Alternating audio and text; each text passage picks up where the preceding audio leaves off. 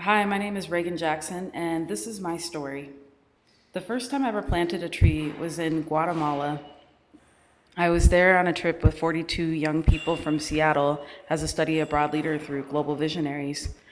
I should back up and say that I am one of the few people from Seattle that I know that absolutely hates hiking.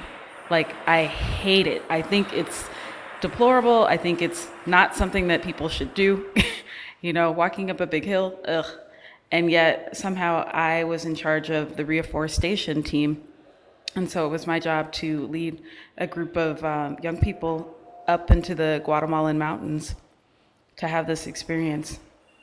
And we got there, struggled to get up the hill, and I also to keep my rule of no complaining, because that was a rule I had for my youth.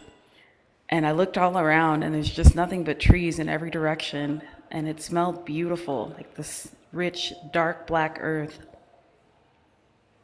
And there was something sacred about it, something beautiful about being that high up and that far away from home, and yet having an experience of being really deeply connected to a place. So I took the shovel, dug out the little hole, and I got my fingers in the dirt, and I planted my tree, and of course took a little picture. And through the course of the 2 weeks, we planted over 500 trees. And it was wonderful, but it was also a wake-up call to me. While I value so much connection and being with young people and taking them abroad and having these incredible experiences, I realized that the whole time we were in Guatemala, we were riding on these big smelly buses.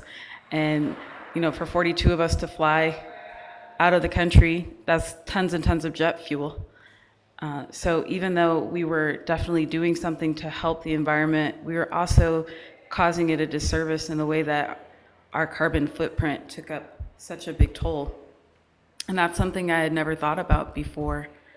And it's made me wonder how I can prioritize our environment as opposed to just the convenience of humanity. My name is Reagan Jackson, and I'm from the Seattle Globalist.